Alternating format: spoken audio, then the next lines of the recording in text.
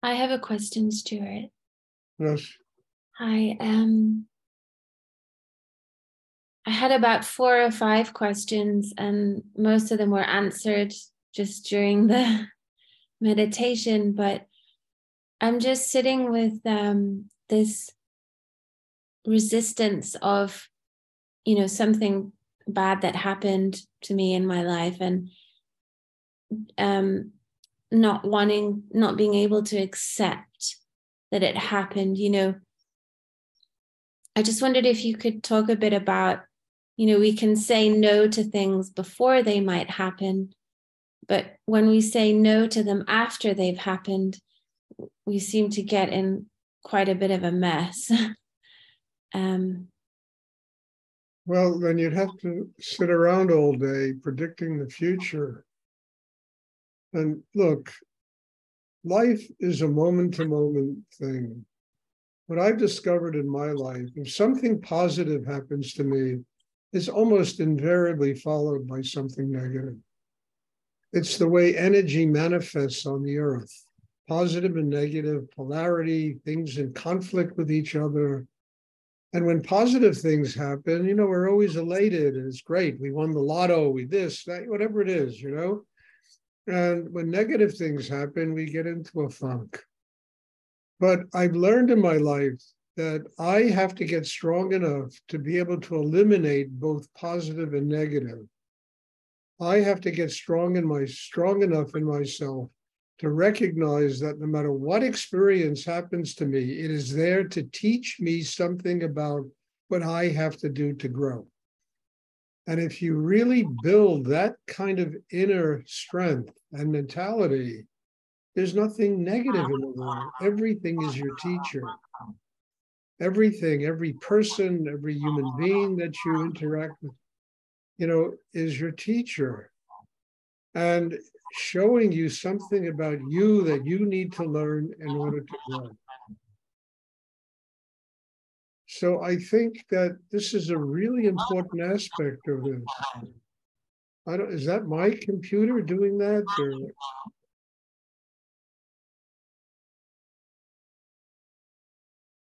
Or it shows me that I haven't arrived yet. I have work still to do on me. And these negative experiences come to us in order to remind us of this.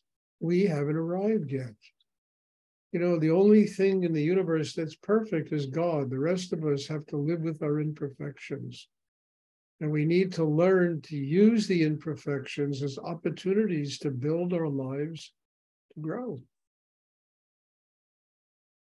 So, as I say, we get very happy when positive, we fall in love. The world is just a merry-go-round, it can't be better. And, and then, 6 months into the relationship, we discover we have to deal with another human being who's brought all their baggage.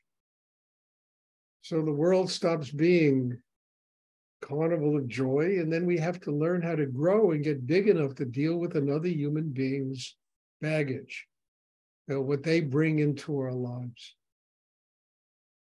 And one of these experiences is not better than the other. They're all opportunities to learn something very deep about ourselves and what we have to do to grow. And instead of burying and repressing all that negativity, it comes up. We can flush it out. We can transform it into our spiritual life. We can transform it into love, into a spiritual life. And then we all make mistakes. We all do bullshit things in life. Everybody does. I mean, and we just learn from them. We learn how to live on a more conscious level. And if people in our lives don't change and learn that, we could always step away from them and say, no, I don't want this in my life. I need a better level of interaction with other human beings. The only people you can't step away from, and I'm very sorry to say this, are your children and your parents. They require unconditional love, patience, time, and of course, that makes us into extraordinary human beings, being able to do this with other people.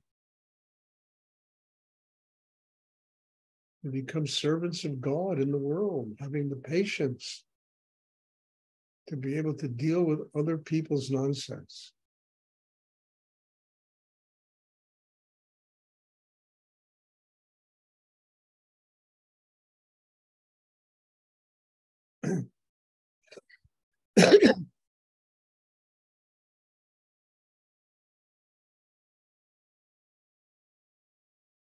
I mean, I could write a laundry list of experiences I've had that have taught me so much about my negative experiences, both with myself and with other people, that have had only one purpose, that was to help me to grow, to tell me, Stuart, you haven't arrived yet.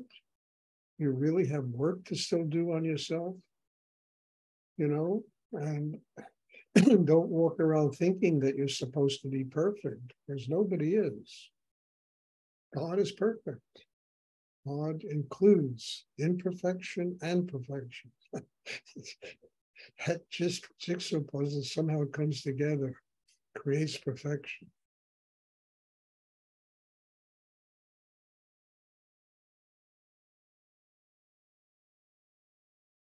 Does anyone else have a question they would like to ask?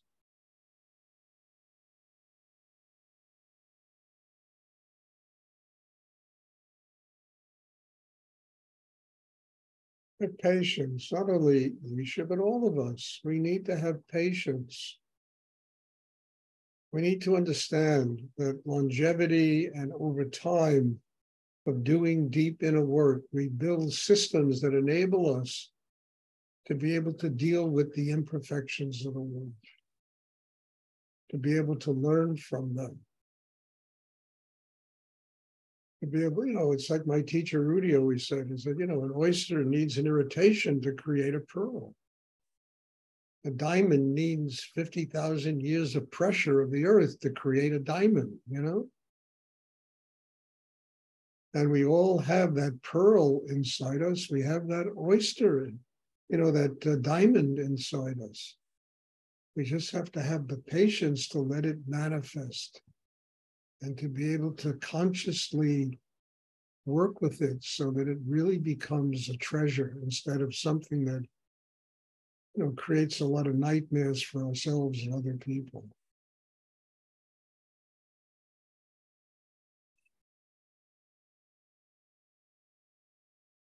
Does anyone else have a question?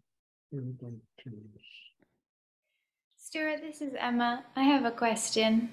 Yes, Emma. Can you talk about silence? When I talk about silence, yes, look, maybe I shouldn't talk about silence. Look, I mean, silence, you have the Om sound and then you have silence. And silence is a state of consciousness that is truly connected to the highest energies in the universe. And to be able to find that silence deep inside ourselves is one of the greatest steps a human being can take. But the incredible, look, I've learned is that all of noise, all of sound is one sound, and that's the Om sound. And if you open chakra system, you can tune into the Om sound. And even the sound of sirens going off and people screaming and yelling and this, It's all part of the ohms. It's all part of this enormous silence that people don't know how to discipline themselves and tune into. And that, look, this meditation, you have 40, 50 minutes of just silence. You know, I talk afterwards, but during the meditation, it's all about tuning into that silence, opening to the Om sound, that sound and silence, sound of God.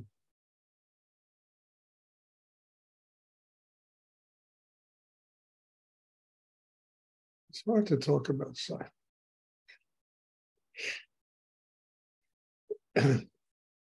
It's also one of the greatest blessings that we all have. You know, just think of all that internal chaos and noise suddenly disappears. And we go through a day without having to listen to all that chit chat and noise and tension and the mind yakking away, the emotions yakking away, our sexual energy yakking away. You know, we create this internal silence. How do we create it? We build a system inside that's strong enough to transform the chaos into silence. If a person is grounded inside, their heart is open, the mind is quiet, you know, the sexual energy is being used to activate Kundalini, there will be profound silence inside them. And that silence allows us to receive Shakti, energy. We're not interfering with that flow of energy of God, which is so essential if we're going to be nurtured inside and we're going to build a system that enables us to have a spiritual life.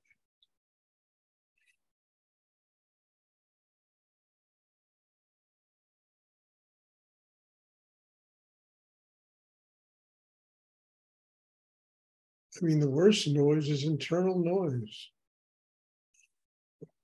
It really is, the noise that goes on inside people's heads, their emotions. And we can build systems that are strong enough to transform that noise into silence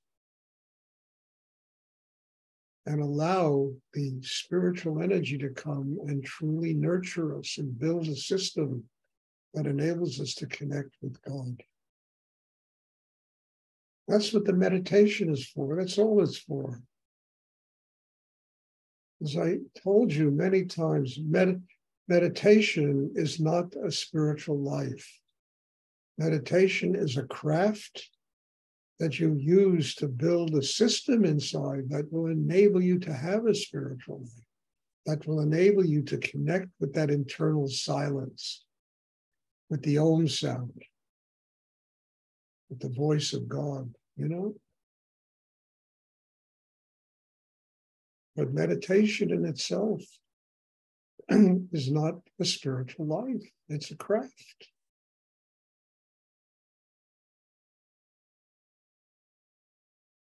And it's a craft that enables us to finally transform all internal chaos into silence, to love.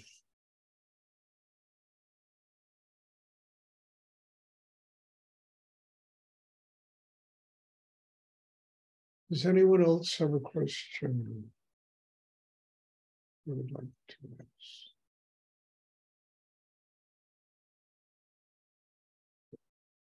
I mean, no technique, chanting is not a spiritual life.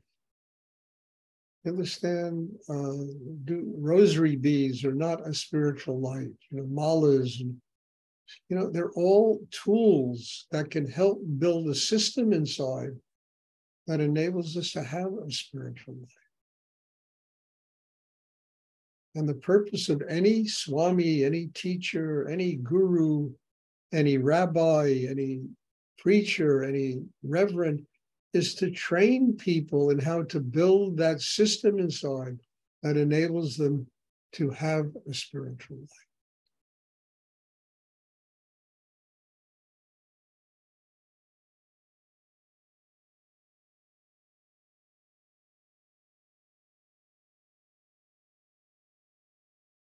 Because the ultimate teacher is life itself. That's the most sacred thing of all, life itself. I am not a guru. I'm a Kundalini aerobics instructor. That's what I do.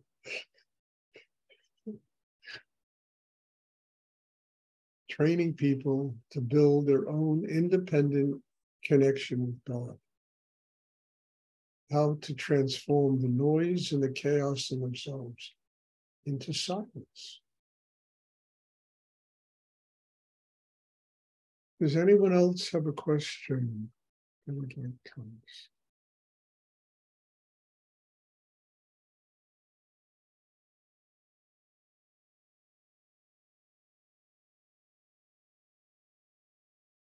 Okay, if there are no more questions, then, there won't be a meditation this Sunday. It's New Year's Day, and people are, I don't know what they do on New Year's Day, but so the next meditation will be next Tuesday. And, I wish you all, it's the end of the year. It's always a time of a lot of surrender, a lot of letting go, stepping into the new year, and truly allowing so many of the things that were bothering us in 22 to just be left behind. And to just embrace God, embrace one's life, embrace the sacred nature of life, and to feel that kind of internal connection with God, that spiritual life. And we can leave it all behind. The end of the year is supposed to be a reminder that we are stepping into a whole new cycle of energy. And we have to let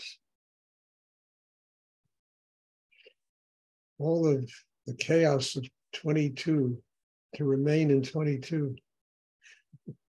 We don't carry it with us into the new year. So God bless you all. You have a happy new year and a wonderful weekend. And I'm looking forward to seeing everybody. There will be class next Tuesday. Thank you. God bless you. Thank you. Thank you, Stuart. Thank you. Yes. Happy New Year.